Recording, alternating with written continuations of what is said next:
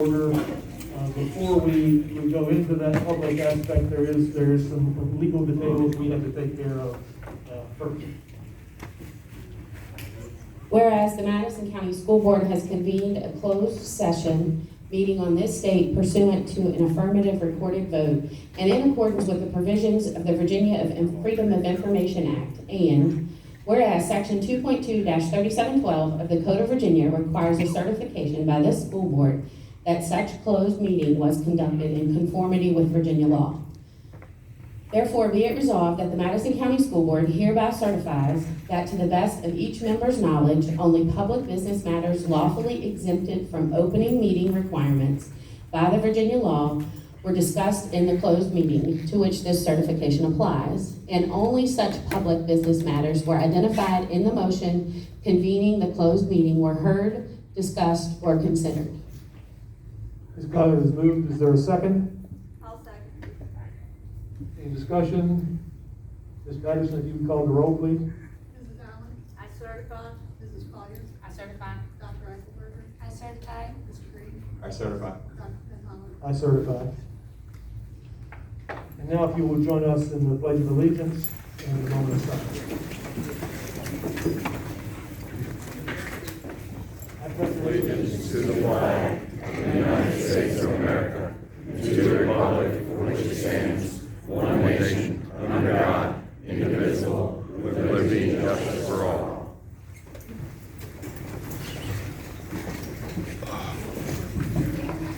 And now if you would join us, please, in the moment of silence.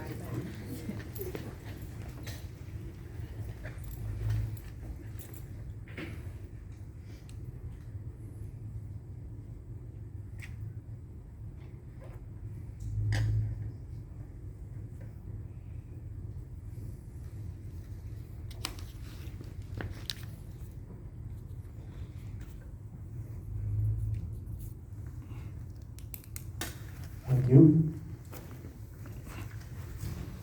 Is there a motion related to the personnel matters discussed during closed meeting? I'd like to make a motion that we approve the personnel matters as presented.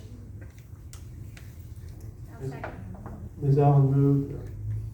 Dr. Eichelberger second. Any further discussion? All in favor say aye. Aye. Opposed, same sign. And they are approved. And I do want to make special note of two things that we just did. Is Joe Lunsford here? Yes, sir. Welcome. We just approved the hiring of Joe Lunsford as the assistant principal at Madison High School. As a former Hornet, I want to welcome you as a Hornet, Shenandoah University football star. So we are glad to have you here in Madison County. Welcome. Thank you.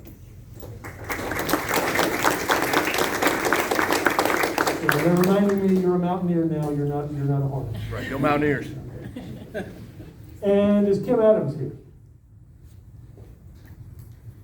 We have recently created a new position called Instructional Technology,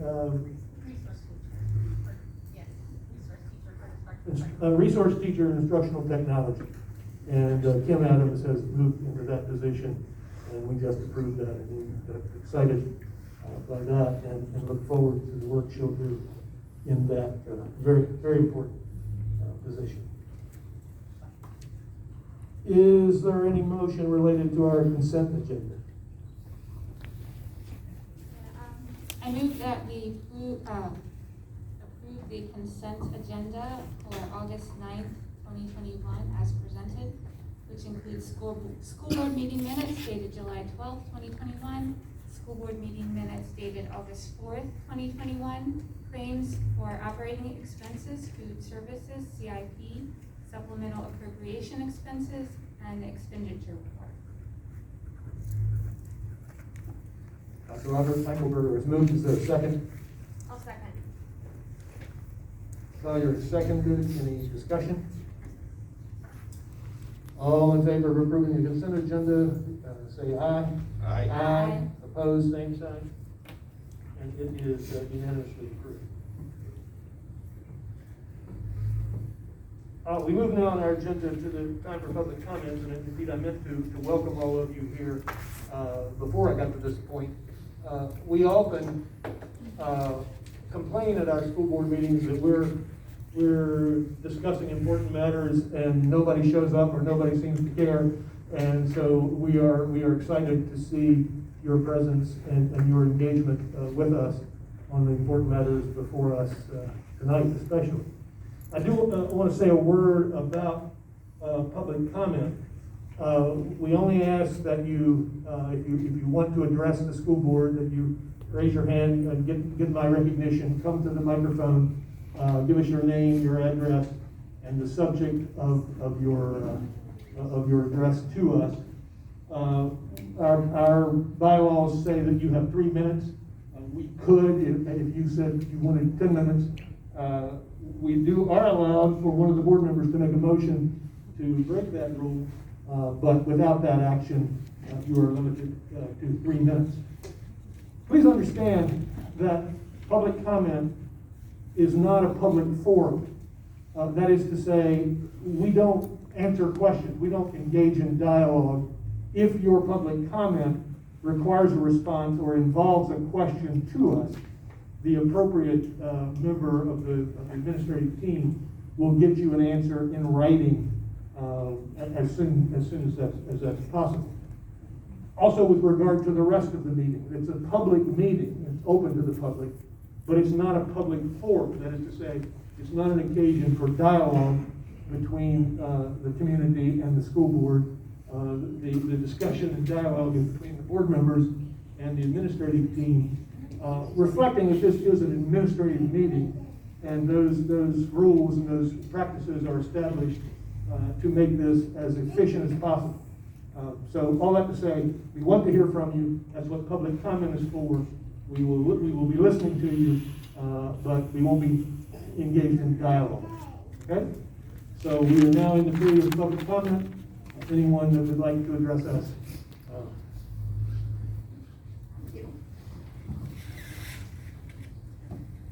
I'm Becky Thompson from Oak Park.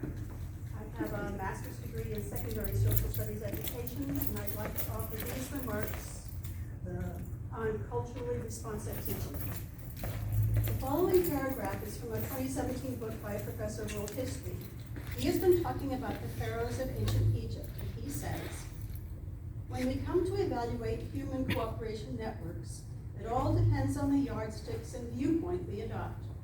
Are we judging pharaonic Egypt in terms of production, nutrition, or perhaps social harmony? Do we focus on the aristocracy, the simple peasants, or the pigs and crocodiles? History isn't a single narrative, but thousands of alternative narratives. Whenever we choose to tell one, we are also choosing to silence others.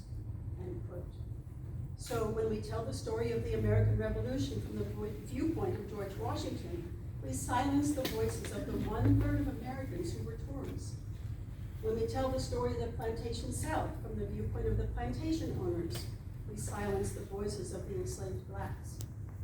When we tell the story of Manifest Destiny from the viewpoint of the pioneers who settled the West, we silence the voices of the Native Americans. When we tell the story of the Trans-Pacific Railroad from the viewpoint of the railroad barons, we silence the voices of the Chinese laborers. Here in Madison, we are proud to tell the story of Germanna and the settlers who first farmed our land. We are proud to tell the story of the mountain people who were forcibly resettled to make way for the Shenandoah National Park. But did you know that in 1820, Madison County had 3,800 free white people, 8,412 enslaved black people, and 78 free colored people. In 1830, Madison County had about 4,000 free white people, almost 7,000 enslaved black people, and 216 free colored. In 1840, Madison County had, again, 4,000 free white people, almost 7,000 enslaved black people, and 216 free colored. In 1850, Madison County had 4,500 free white, 4,700 enslaved black, and about 150 free colored. Black slaves farmed our land for their white owners for generations, and yet their voices were always silent. need to be coming to the end. One second. The truth is, America was never a white Christian nation. We have always been multicolored and multicultural. This is the history that we need to tell our children. They deserve to know the whole truth, the whole of us, and culturally responsive teaching will enrich the story of America. Thank you.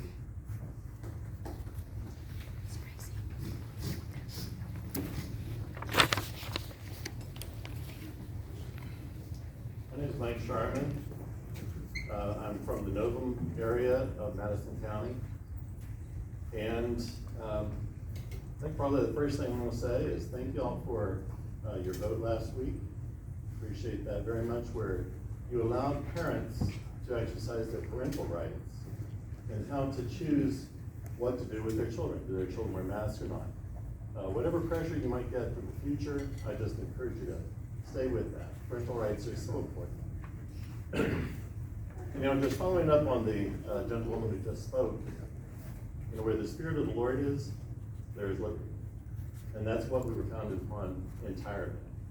It's interesting listening to Governor Northam's talk last week in his press conference. He had mentioned a statute, but he quoted it inaccurately. He was saying that it compelled you, the school board, to compel the children and all of your staff to wear masks, which is not the case. I have handouts. Should I give these to your clerk or to y'all?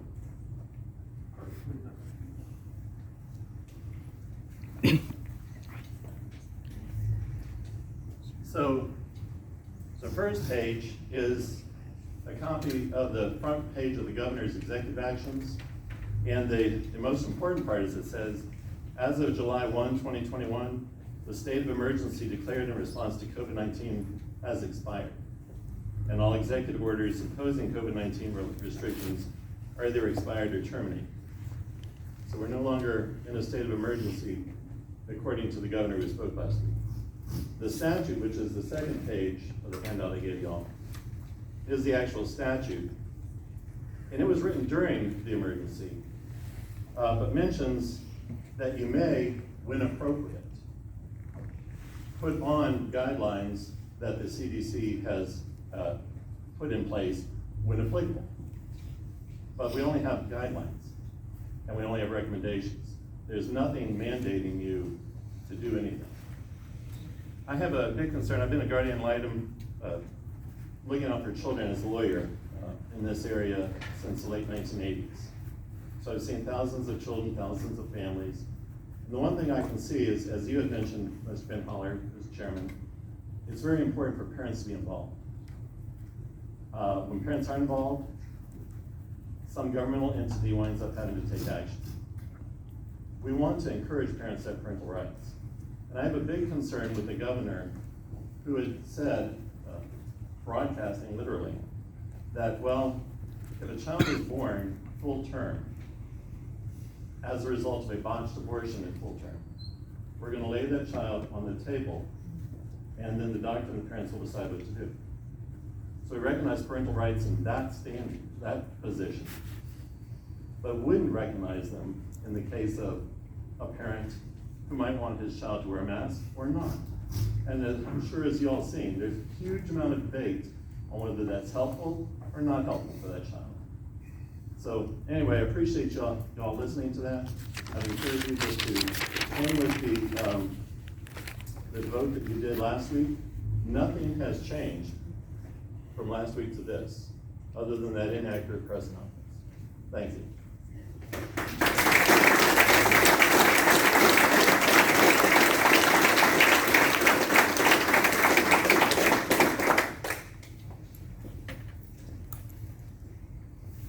My name is Joshua Foster. I live on beautiful. Been here since 2006. Live in 13. I can't hear anything. Oh, I've got one of those voices. I'd rather turn and face you all. How about now? Yes. All right. My name is Joshua Foster. I live on beautiful Road Road. I've been here since 2006 with my nice farm. First house here. I grew up very disenfranchised. Oh, by the way, the topic is mask mandate or not mandate, just healthy choices. I'd rather speak off the microphone. Is that okay? No. No, because you're hard to hear, but also this is being broadcast through Zoom. All right. Well, I have one of those voices that doesn't pick up well. Okay. Take it off. I was born in 1973. I've lived in 13 different states. I've worked in at least 8 of those states.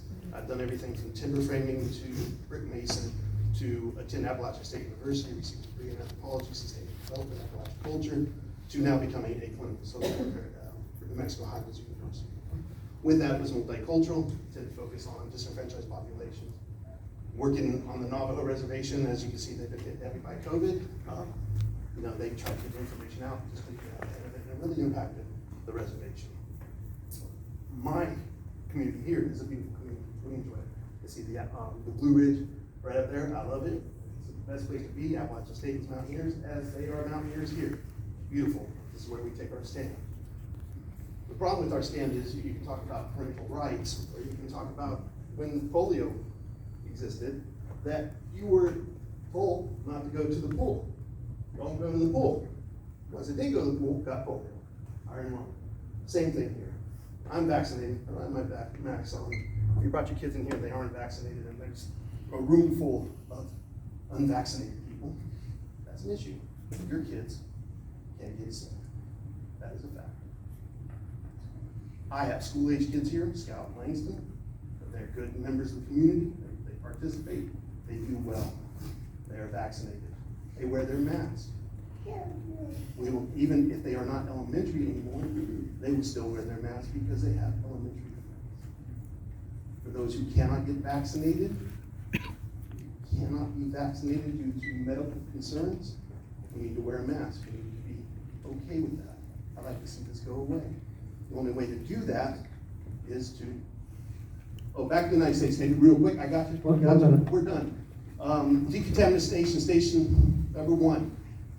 Biological, chemical, right? Biological, chemical, and nuclear warfare. When I was in the Pacific and we were fighting these, I was decon station number 1. You could give me nuclear, you could give me chemical, but the moment you say biological, there's really not much you can do about that. You could don your OPAs, you could do that, but you have to scrub down and you follow the protocol to keep your ship afloat. That is your civic duty on your ship. That is a civic duty of the United States. Wear your mask.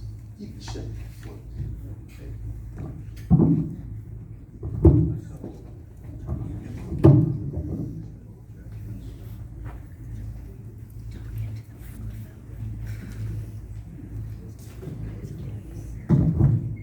Good evening, I'm Kim Smith from Brightwood, and I have 4 topics. The first one is going to be your mask decision. Last week's board meeting was quite wise in giving parents discretion.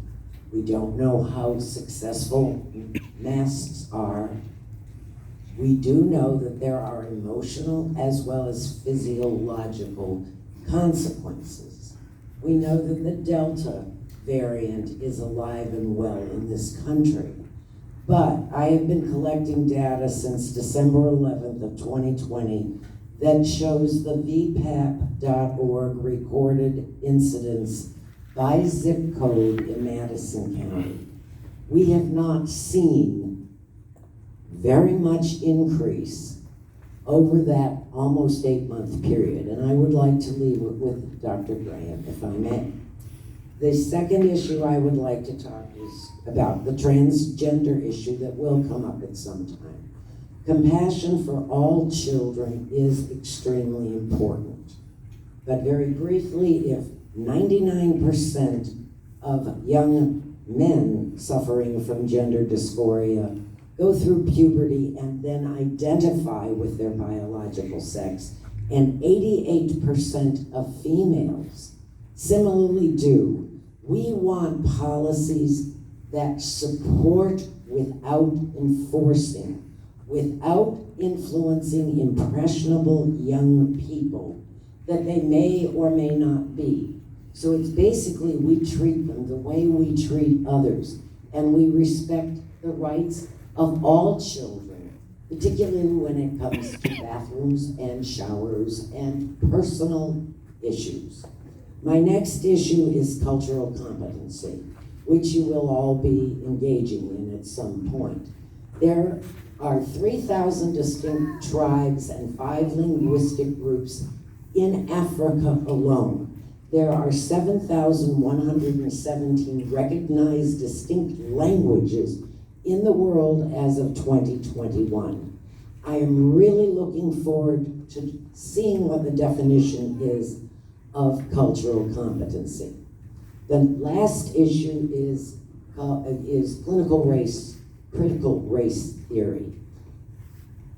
The suggestions from the African American History Commission were wonderful. I felt resentment because there were things I didn't know.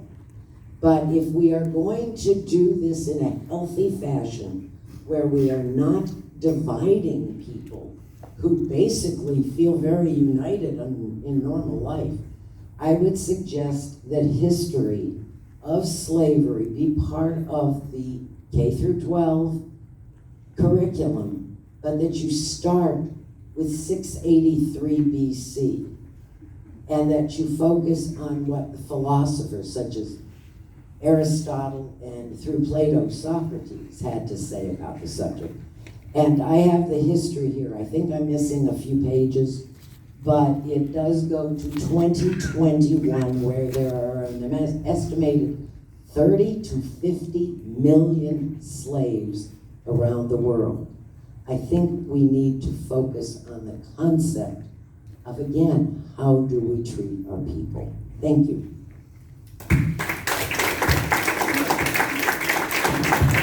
Thank you.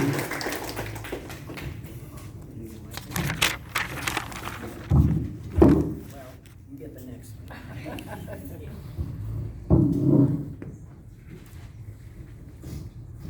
For the record, my name is Stephanie Oots, and I live on Ellie Road in Aroda. Am I good to keep going, or- Okay. I cannot tell you how thrilled I was with the school board's decision this past Wednesday to make masks optional in the schools. I was elated because I suffer from extreme anxiety with mask wearing. I complied with Madison's decision for the 2020 school year, but it came with a lot of emotional and physical stress on me. I was also happy for the students that I teach. I teach here at the primary school, I teach 2nd grade.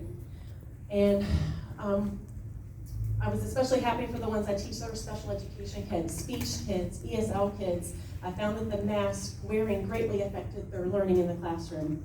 On Thursday afternoon, when Governor Northam spoke, the emotional stress that I thought had been alleviated from me came flooding back onto my health.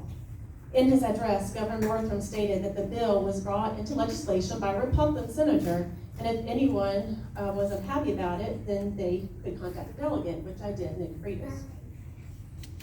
I did contact him, and he told me that Northam is deliberately misrepresenting the bill. Senator Siobhan Donovan was the Republican who Governor Northam was referring to in his speech. Senator Donovan stated that the governor was misjudging the intent of the law and localities should still have the final say. He also said, she said, I think it is funny and ironic that he referred to the governor is not just deciding to lead and do a mask mandate, if that's what he thinks he ought to do, but somehow he was going to say he has to do it because of this bill. That's not what the bill says. I also did research and found that Dr. Lane, the state superintendent, said that school districts that do not comply with CDC are opening themselves up to lawsuits. So I went to the CDC guidelines, and it states that they recommend masking for schools and for school transportation, that they must wear masks in school, on the buses, excuse me. What I would like to see is some sort of compromise for our county. Compromise is a word that has not been used, I don't know, in our legal system, in our government, in a long time. I'm sure the term legal action that was used by the governor has put a lot of counties in a difficult position and has placed fear in their minds. When fear is imposed, it is interesting what you can get people to do or get them to believe. The truth of this whole pandemic from the beginning has not been forthcoming. Of course, I would love to see our school system fight this to the end, because this is totally unjust and has no concern for my health, but to control me and the parents of this community. The intent of the legislation is being misjudged, and not interpreted correctly. So I'm asking that the school board look into the terminology used by the CDC, recommend and must. If you vote tonight not to give the citizens of Madison County their freedoms of having optional masks, then will you please consider making a compromise where teachers and students could wear face shields in the classroom? When I was able to wear a shield in the classroom at the beginning of 2020 school year, I did not suffer from that extreme anxiety, and my special education children, speech, ESL, and general education students were able to communicate clearly and confidently. They were also able to see my facial expressions and to see my lips when I taught them how to read and how to speak properly. I'm almost finished. I appreciate our school board, our superintendent, my building administrators, which is this beautiful building where I teach. On Thursday, my husband, he threw under the bus. He tried to get me to quit my job. Quitting my job does not solve the problem. But at this time of the year, that would put my county administrator and the team that I lead at this school in a bad spot. I also feel that the students who already know that I'm their second grade teacher, it would devastate them. I do not blame Madison County for putting this heaviness on me and this anxiety on me. I do not blame you. I am, however, asking my county to try to lighten the emotional burden that I carry. And if Madison County has no way to fight this legal action, then please find a compromise that would fit and benefit all members of the Madison County school system. In closing, John Lewis, who is an American congressman and civil rights leader who died in 2000, in 1965, Lewis marched with Martin Luther King Jr. to secure voting rights for black citizens. During the march, Lewis suffered a cracked skull, causing scars he carried for the rest of his life. Lewis said, when you see something that is not right, not just, not fair, you have a moral obligation to say something and to do something. Never, ever be afraid to make some noise to get in good, necessary trouble. Lewis learned early that doing what was right, to be faithful and truth, required making some good trouble. He would need to speak things that were very unpopular. You, the school board, were elected, and I'm depending on you to be my voice and the voice of Madison County, regardless of where you fall on this issue.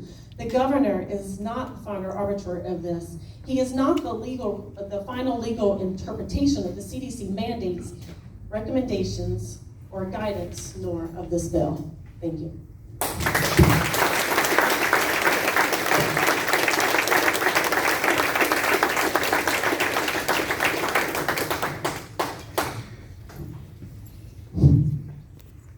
Lisa Davis, Locustdale. I want to cover several topics. The first, the transgender policies. And first, I want to state I agree that all students have a right to learn free from discrimination and harassment. I read about this year's policy in the NADRAP Recorder dated 21 June 2021. Superintendent Graham had previously explained the division's policies on this subject at the 14 June board meeting. Quote, transgender students wishing to try out for sports must present a letter to the principal with documentation and request an appeal to the district chairman and the VHSL executive director. The child must have had consistently presented as the gender to receive a waiver to participate, end of quote. My question is, what is the definition of consistently in this instance, and how did you come by it? My other question is, are you including material related to gender identities in family life education, FLE, and if so, how are you notifying the parents and guardians that they have a right to review the curriculum per the Code of Virginia 22.1 through 207? And are parents and guardians aware they have the right to excuse their child from all or part of FLE instruction? I've also sent you a couple of letters concerning critical race theory. The board assured me via email that it was not being taught, in which I disagreed. Cultural awareness to me is CRT in disguise. I keep finding references to critical race theory in different educational sites. Another example, the Virginia Department of Education Superintendent's Memo, number 050-19, dated 22 February 2019, includes a reading list with titles such as Foundations of Critical Race Theory in Education. Quote, CRT is proven an important analytical tool in the field of education, end of quote. I still have questions that were not answered by your recent letter in our local paper, and we'll be doing a follow-up on them. And finally, masks in schools.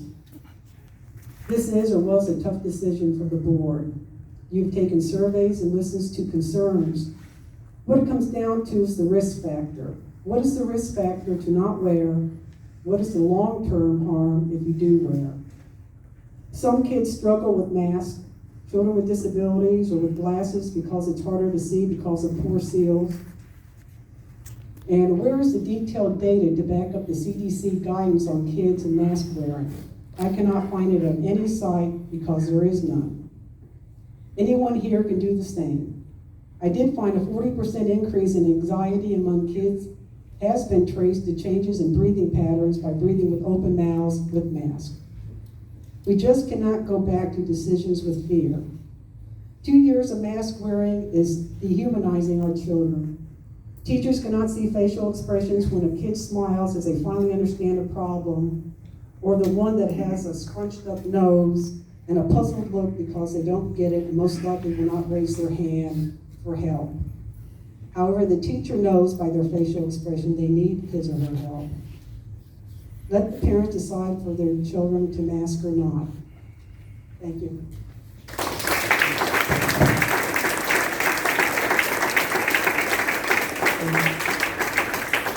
I think I heard some specific questions in there about family life education, right? You'll give it. Thank you. Anybody else?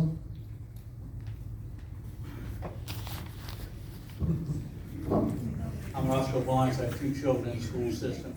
2 situations I want to talk about. Number one, again, I want to thank y'all for the vote last week. Thank you for being courageous to take the vote. Okay.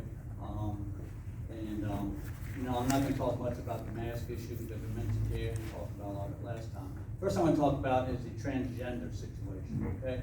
We're not exactly sure what policy the school is going to provide. Okay.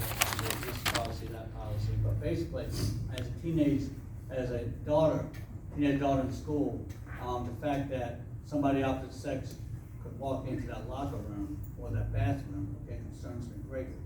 Even sports situation. If it got to that point where that is possible, then our children will not participate in sports. Okay. So, but we're not exactly sure exactly what the policy is implemented yet. Okay.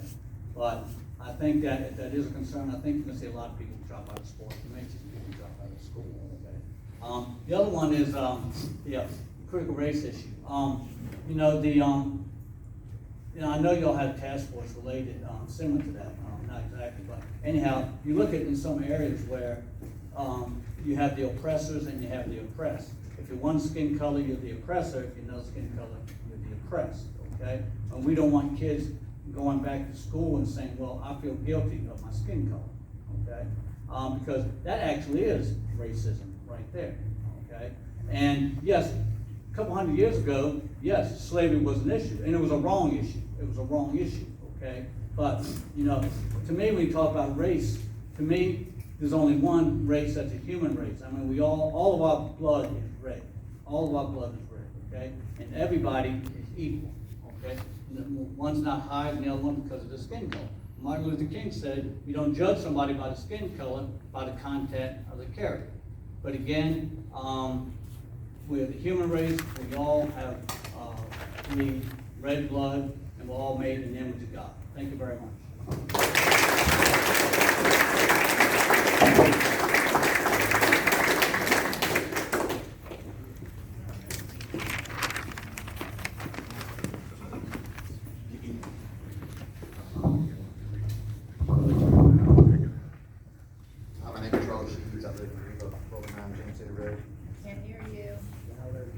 Not talking to y'all. God is the Father of truth. Jesus is light of the world. Truth is light, and the truth shall set you free. The truth about this pandemic is it was manufactured, masks are ineffective, tests are inaccurate, vaccines have proven hazardous to say the least, and we parents are not backing into the corner any further coming out. Did you know the CDC wrote an article on July 21st of this year effectively claiming PCR test was not designed to test for COVID-19. Did you know it was designed to test for SARS? Yes, we've been effectively tested for the flu and cold and told we have COVID-19. The COVID-19 virus has yet to be isolated in any lab around the world. This is why flu cases hit all but zero in 2020. Ordinary flu genetic material was used as the testing marker in PCR tests, and now over a year and a half after testing began, we're being told the PCR test does not provide accurate results. Now, we can say this pandemic was motivated politically, but regardless, the tests are inaccurate to say the least, and we will never know the true numbers. Mask mandates are being based off of inaccurate test positivity rates around the country, and therefore, masks should not only be optional, but banned because they've been recommended or required on the basis that COVID-19 test results are accurate, which they are not. Were you aware of an article the CDC wrote about wildfires claiming cloth masks that are used to slow the spread of COVID-19 offer little protection against wildfire smoke? Wildfire smoke is approximately 2.5 microns. That's 1/1,000,000th of a meter. COVID-19 particles are 50 to 140 nanometers. That's 1/1,000,000th of a meter. Masks physically do not offer any protection against COVID-19 that warrants their use. And not to mention the adverse physical, mental, emotional, and social side effects that mask wearing causes. Mask compliance is the first step. Vaccine compliance is next. And I hope you're aware that a vaccine, by definition, is a suspension of weakened, killed, or fragmented microorganisms or toxins or of antibodies or lymphocytes that is administered primarily to prevent a disease. It's a substance used to stimulate the production of antibodies and provide immunity against one or several diseases, prepared from the causative agent of the disease. Recently, however, the definition has been altered to include a preparation of genetic material. How convenient. How can we possibly have a vaccine from a disease if we haven't successfully isolated the disease? Furthermore, this vaccine is just a chemical concoction with unknown long-term side effects. But what we are seeing are short-term side effects, and many of them. We're seeing an alarming number of healthy citizens getting vaccinated for COVID-19 and then suffering from blood clots, miscarriages, memory loss, paralysis, headaches, tingling in the extremities, loss of motor function, death, and many more, including contracting COVID-19. The first flu vaccine was developed in 1945, and guess what? Still have it. It has proven impossible to develop a vaccine for an unknown virus in under a year and have widespread success. Vaccines are supposed to provide immunity, and the COVID-19 vaccines are proving themselves to make people more vulnerable to the COVID-19 virus. Are you aware that more Americans have died from the COVID-19 vaccines than from all other vaccines combined over the last 20 years? Numbers show right now, if you've received a vaccine, you're more likely to die from the virus the vaccine is supposed to save you from than if you contracted the virus naturally. According to the CDC website, last year in 2020, 3,358,814 Americans died between the ages of birth and 24. Were you aware that of those deaths, 721 were attributed to COVID-19? These 721 deaths in that age group equals to 0.0214%. Total deaths for the year 2020 in that age group. Not total population, but total deaths. Get this, you were 99.9786% more likely to die from anything else but COVID in 2020 if you were under the age of 24. You're effectively conditioning our children to be slaves rather than free citizens in a free country by muzzling them. Compliance is the goal here and not safety. Our children are our most precious commodity. They are our past, present, and future all in one bundle. Should you consider mask wearing at all, it will be seen as a conscious decision to endanger our children against our will. We will not allow you to muzzle our children any longer. I behoove you, if you do call for another vote, what's best for these children, that is freedom of choice not to wear a mask and freedom of choice not to get a vaccine.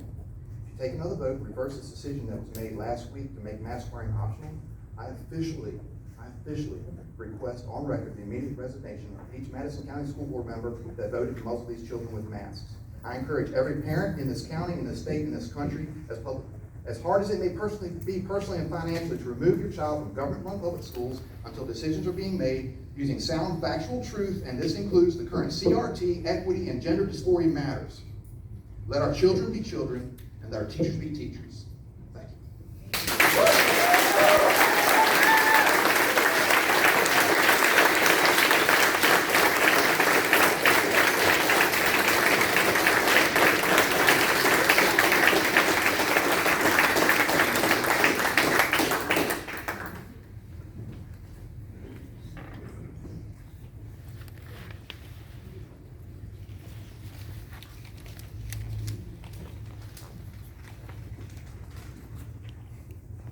Good evening.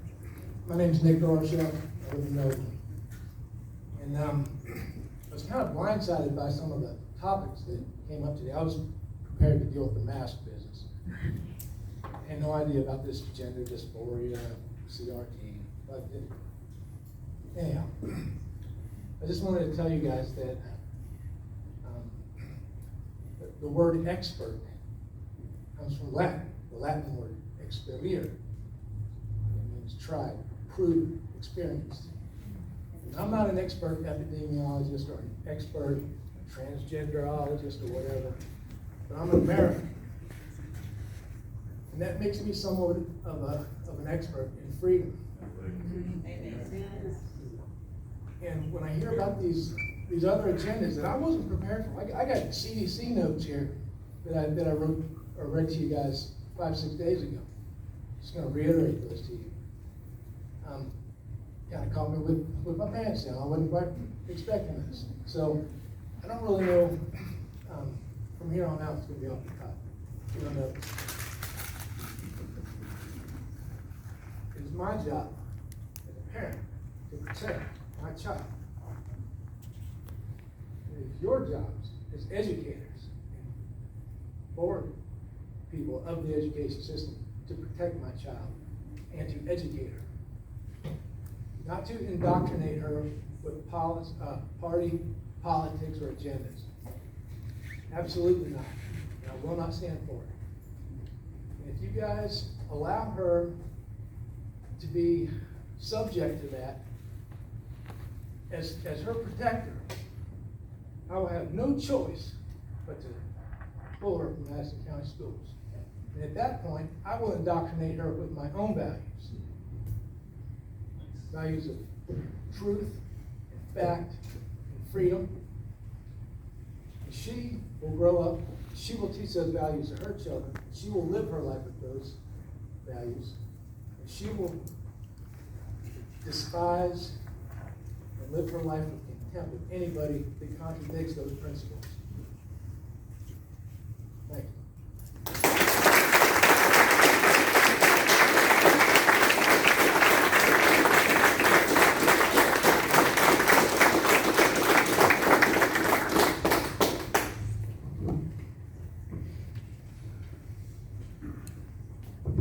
Thank you. I'm Christopher Wingate, living near Madison Mills. To be real quick about the mask thing, it's a hard issue. I don't you're in a hard spot. You know, you have experts on one hand and parents on one hand. It's tough. So I think what many of us would ask you to do is remember who loves the children the most. That's parents. And so what your vote was last week was beautiful because it said parents love children the most. You love the children, that's wonderful, but you don't love my children like I do, and you shouldn't, right? And so parents should be the ones who decide those really important decisions that you're making. And so I ask you to keep your decision that you've made, which that parents love their children the most. Give parents that right. Parents deserve that right, and I urge you to do that. Thank you.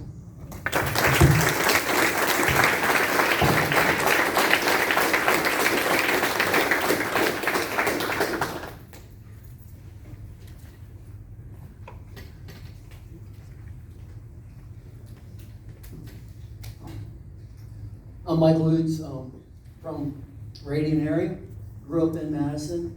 Just didn't plan on saying anything here tonight, but to give a different perspective, been a police officer for 23 years. Never deal with a kid under 13, 12, 13. Under that age, don't have any issues up until the pandemic. Until there's masks, kids are kicked out of school, they're stuck at home. Now I'm taking 10-year-olds to the ER for a CIT center because they're so out of control. There is a consequence to what we're doing. Our kids need to grow up in an environment where they're free to learn, where they can go to school, they can socialize. So, not an expert on anything else, but I know people. And I read people really well. And what our kids need is to get back to a normal, to a schedule. They don't need masks. They don't need to sit at home and learn on a computer. It's a waste of time. That's all I gotta say.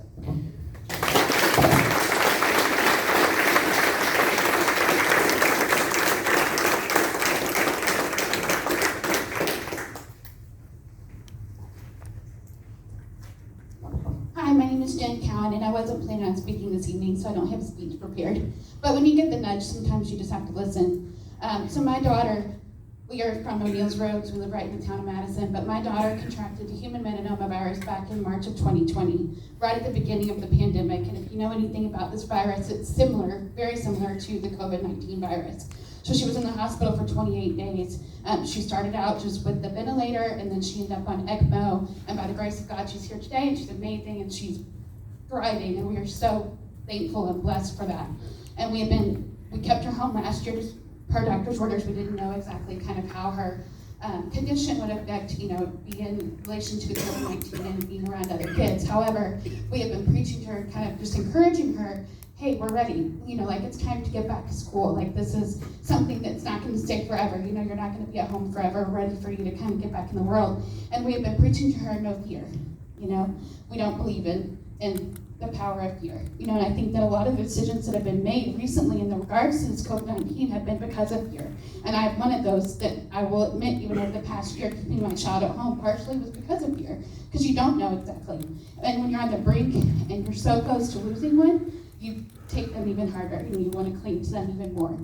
But we've been preaching and we have been praying and we have been diligently seeking and asking, and when there was no masks, that was decided last week, I was so excited to tell her, hey, guess what? Like, you get to go back to school and you don't have to wear a mask and it's gonna feel more normal and you're gonna get to, play with your friends and be with your kids. And when I heard about Governor Northam's speech on Thursday, I thought, what am I gonna tell her now? Like, what do I tell her now? Do I tell her, we reversed this because of what? Fear? Because we're scared of what the governor may say because of some legal action that may come back up, but because we are choosing to give our kids freedom or our parents freedom. I don't want to have to go back to my daughter and say, I'm sorry. Like, just kidding. Like, you don't really get to wear, go back to school and be normal. Like, you actually have to wear a mask. And I'm telling you right now, that's going to be a hard sell for my 7-year-old. And this is somebody as a parent who went through, very close to something that could have been taken a different turn. So, as a parent who went through that, I'm not living in fear anymore, and I'm determined that we, as a county and as a nation, need to get back to living in freedom and let that be the free reign over our fear. Thank you.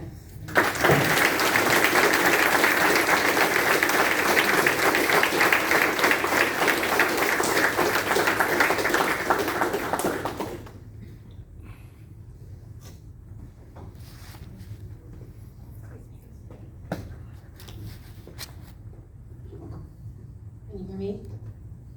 I also wasn't planning on speaking tonight. My name is Cindy Taylor. I live on Graves Mill Road in Wolftown. Quickly on the mask issue, I understand completely parents' concerns and many of the opinions that have been expressed here. I would just like to express some caution, though, because my daughter for the past many months has been working at UVA Hospital in the COVID ICU ward, and she has seen many children with devastating health impacts, including the need of a teenager needing a double lung transplant. I mean, it's just devastating. So please be cautious. You can see I'm still wearing a mask to protect her as she protects her patients. On the transgender issue, I would like to thank the school board for crafting policy that protects and supports this vulnerable group of students. who, as we know, highly prone to death by suicide and bullying, all kinds of terrible outcomes, and they are a part of our community, and thank you for affirming and respecting their identity. And on the culturally responsive teaching, I've been a member of the Equity Task Force for the past several weeks since it launched, and I've attended all the meetings, I have joined the subcommittee, I have read the book, which I highly recommend, Culturally Responsive Teaching in the Brain. It's excellent. The work is so important. It is good, meaningful work. The educators who are committed to this process have been so thoughtful and are working so hard to address this need in all of our schools. I fully agree with Ms. Thompson, the first speaker. We have a rich, diverse nation, and we need to tell that diverse history. It's not changing history, it's telling history that hasn't been told. And it's being responsive and sensitive to students on all backgrounds. I'm really sorry to hear a lot of the comments that I've heard tonight, so I just wanted to give you another perspective.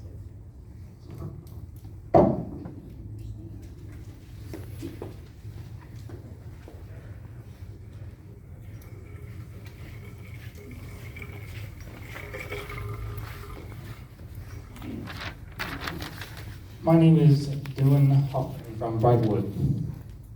I do not have any kids in the school system yet. I am here on behalf of all the parents here that want freedom for their children. And for all this pushing of the vaccine and the mask that didn't work before, but now it works. And we're up to almost 200,000 again, just like before we had the vaccine. We're over 100,000 cases a day, which is also interesting because there was a Massachusetts COVID outbreak. And it just came out that 74% of people that were infected were vaccinated. It's kind of odd to me. But I love how this narrative keeps going. And even though masks don't work, it's still going. But I'm here not as a parent, but for the community, because it's not just a parent issue. It's a community issue, because our kids grow up to be part of this community. And that's all I have to say.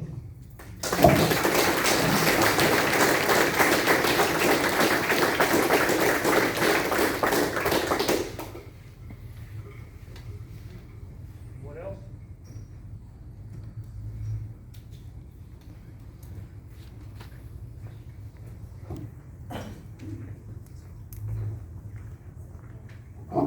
I'd like to thank the board for this opportunity.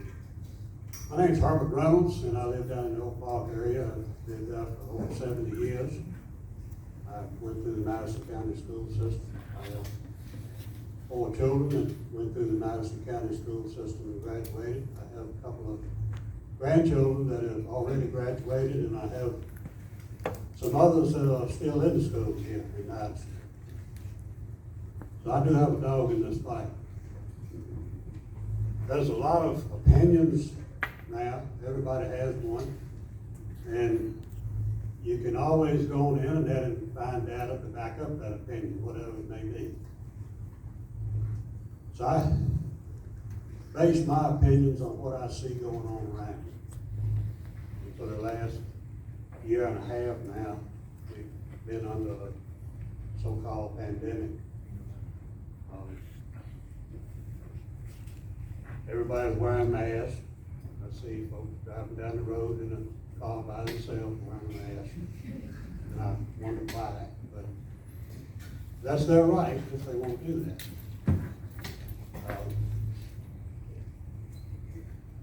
I love my grandchildren. And I want them to grow up in an environment where they have the freedom to do what they feel is best. But I also want their parents to have the freedom to do what they know is best for their children. And I just want to compliment the school board for their vote last week, and I want to encourage you to vote the same way. Stick with that. Thank you.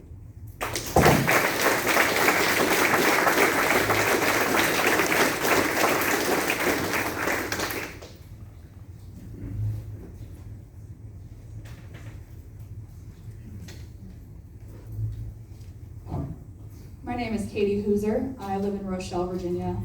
And I just want to say that I also have family that work in the COVID unit. I have two sisters that are both nurses.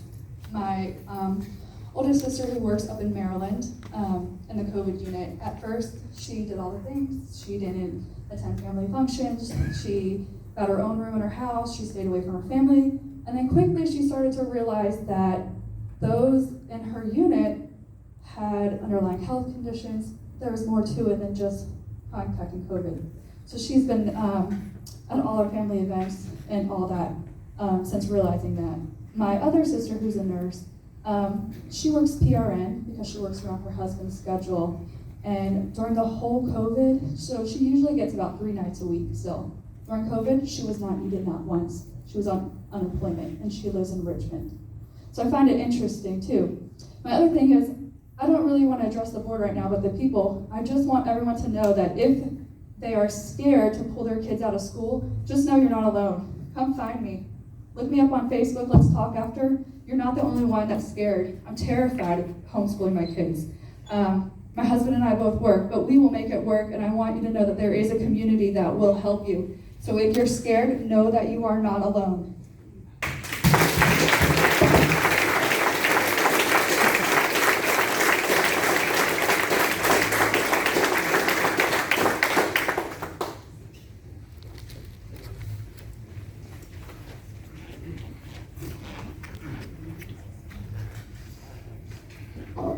I resent like hell that I have to raise my hand and come and speak with you about issues about what's going on in my daughter's face.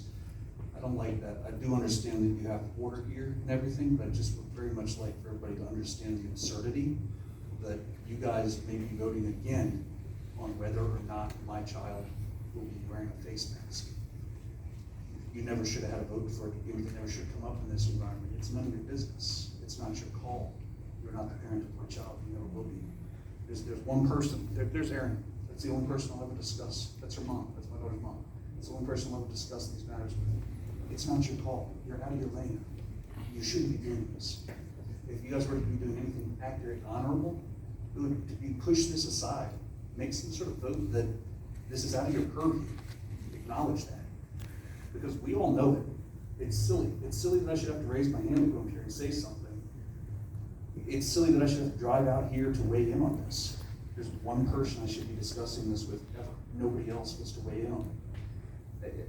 And that goes for vaccines. If you want to put a burqa on my daughter, if you want to make her wear a certain colored shirt, you can't. It's not your call. It never will be. That's not how rights work. If you don't like how other people are using them, or you feel endangered by how other people are using them, you don't get to change those rights. It's a parental right. It's sacred. Sorry, I don't have fancy words, but that's just how I feel about it. But thank you for setting up the microphone and having us all out here.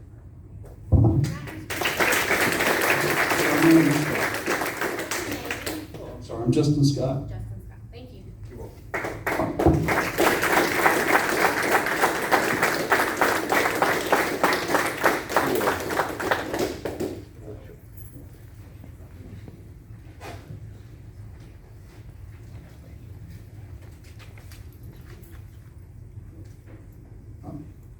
Hi, I'm Kenny Dean from Alberta. I just want to say one thing. I know a lot of people have talked about what the CDC has said, et cetera, and you all have no control over that. You understand that. But one thing you all did do was do a survey. And that survey said 70% of the parents don't want it. Just remember that.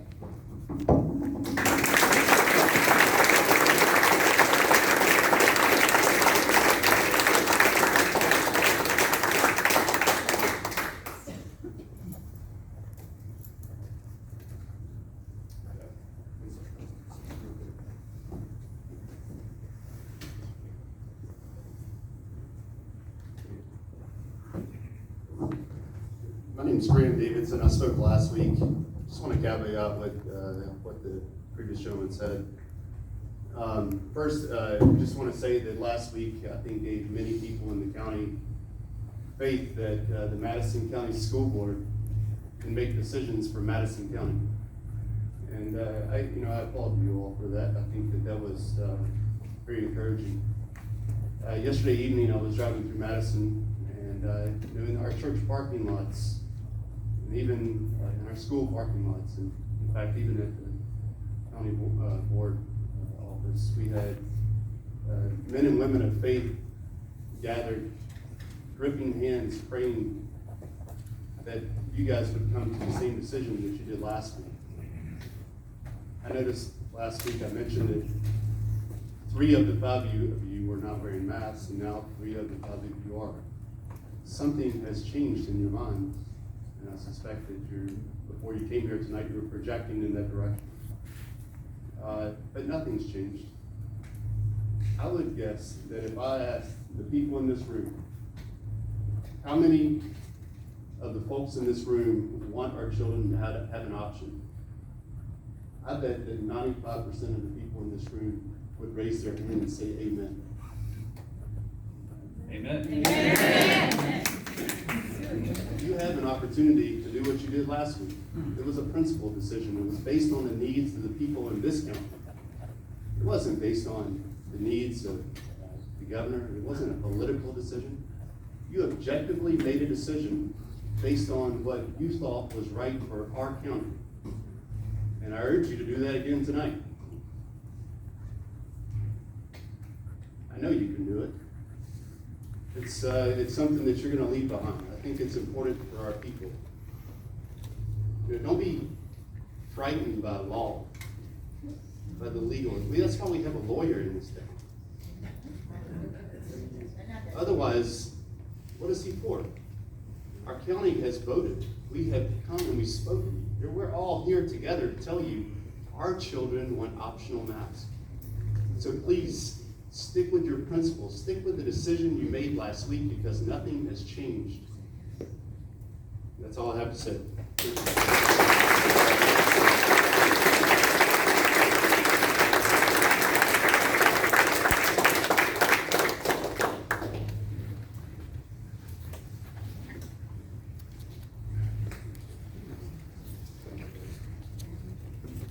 My name's Matthew Hooser. I'm from Rochelle, Virginia. I'm gonna make this real short and sweet. Talked last time, wasn't planning on coming on and talking this time. I wanted everybody else to get a chance to talk, but I want to make this real clear. The decision in front of you guys right now, there's one side that's asking for a choice, and the other side is asking for you to use totalitarian dictatorship to tell them they have to do something. That should be very clear in your mind. This country is based off of this freedom of choice. What do we want for ourselves? If you are going to go with the mandate, you are forcing kids into doing something that they might not want to do. If you allow it to be optional, they can choose for themselves. If they want to come to school and put a mask on, they can put a mask on. If they want to come to school without a mask, they can come without a mask. That's America. And that's what our veterans fought and died for. And there's a lot of those gentlemen in this room right now that I'm looking around and I see that they're not happy with some of the conversation that's taking place in this room. It's up to you guys to make the right decision. I know you'll do it. You did it last time. Stick with your guns. Thank you.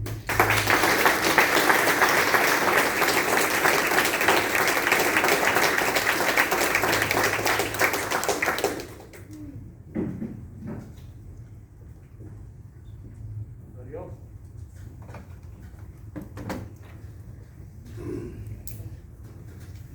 Hi, I'm Mark Oots from Rhoda.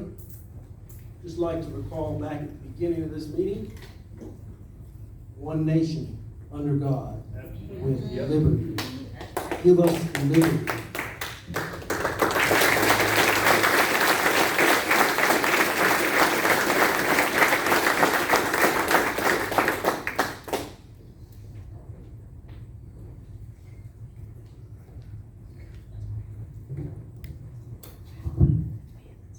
Reynolds from Brightwood. I'm not a speaker. Don't like doing this. I have to. to start off by saying I'm holding the microphone if everybody else is held. There's no hand sanitizer. You remove your mask, spit particles get on it. Be realistic. I have 2 kids, be in school this year, one will be next year. I actually asked both of them their feelings on it, no persuasion whatsoever, and neither one of them wanted to. One of them's 5, so good luck with that. He thinks his head's a weapon, so. But, my daughter is at that point in her life where her body's changing, you know what I mean? So, the transgender thing, sharing the bathrooms and all, I think she kind of needs her personal time to take care of those issues, you know, without somebody, a guy walking in. If that makes sense, whether he's a guy or not, he's still a guy. But, anyway, yeah, I thought that last time we was here, or at the other one, nobody had hand sanitizer or anything there either. The 6-foot distance that you referred to, recommended, I don't see that. I mean, I guess we're all gonna die. Not you.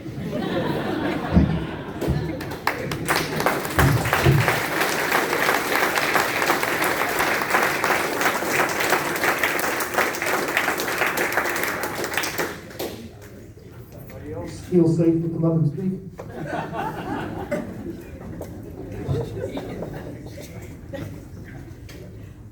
Good evening, I'm Matt Oots, also known as the other Mark Oots. I live in Malvern. I'd just like to say that if you're looking at the transgender, I would say thank you for your service too. Appreciate that and everything you've done as a school board.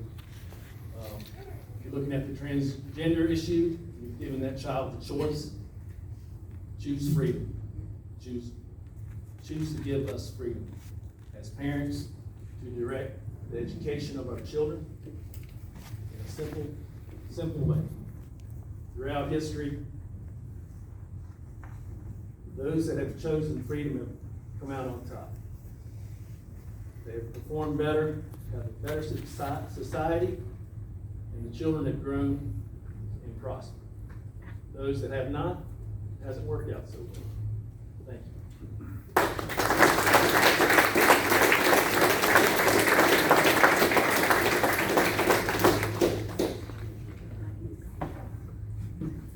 Anyone else?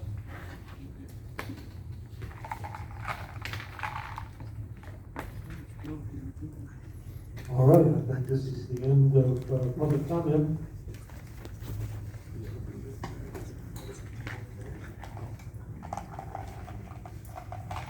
We now move into staff reports.